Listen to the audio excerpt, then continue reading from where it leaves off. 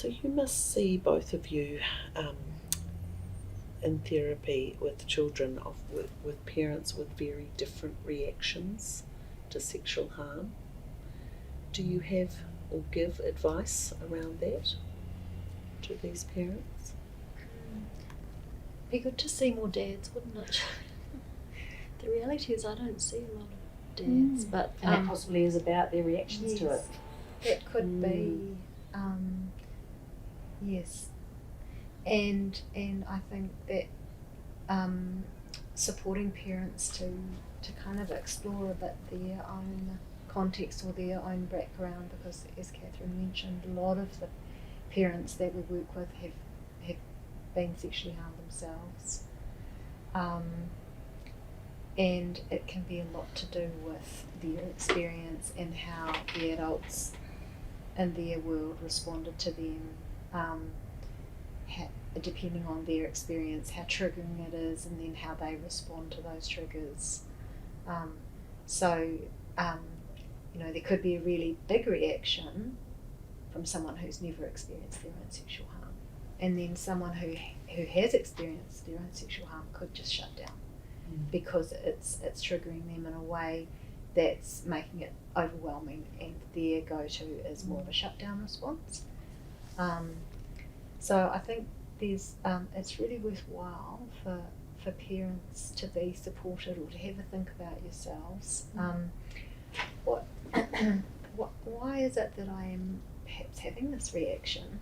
And also where there are we would say with all parents, where you've got a very different response to a child or a reaction about could be anything, to be working together with the other parent to explore that together, and then hopefully, for the sake of the child, to be able to reach some kind of middle ground, or maybe some kind of consistent message at least,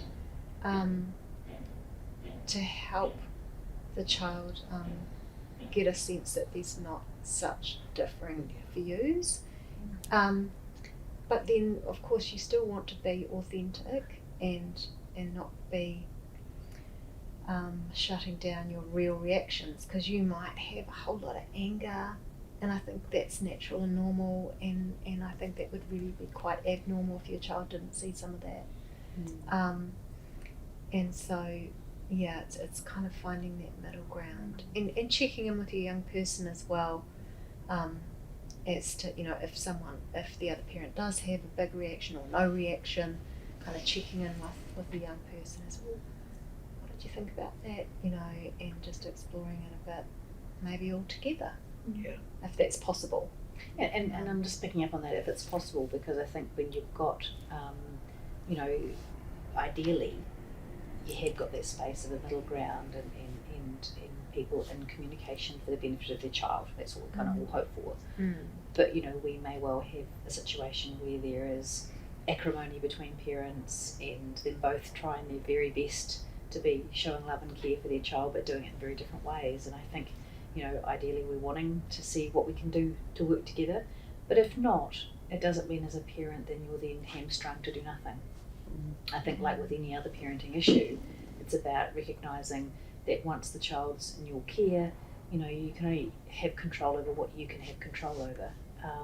And you might want to encourage things to be dealt with in a certain way. You might invite them to engage in the therapy process, the other parent, or you might provide some information. But if they're not interested, or they've got their own way of doing it, then your job might be about going, hey, little person, you actually know how this person operates, in so many words, and so how do we kind of help you make sense of that? Because remember, mum might get angry just generally, and so she's not angry at you, she's angry at the situation, and so when mum gets angry, what might you do? Yeah. But in our house, we might do it this way, and what works for you. So it's kind of giving that child space and the ability to translate how they might be in each house. And if you can't do that as the parent, because you're like, then that's where the therapist can help, is to go, how do you get to be as authentic as you can be, little person, in each house? And how do we help that parent if they can't parent together, how do we help that parent be as kind of safe and trauma-informed as they can possibly be in their own spaces?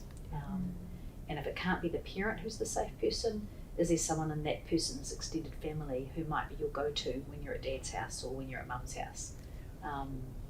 They can help enhance safety. Great.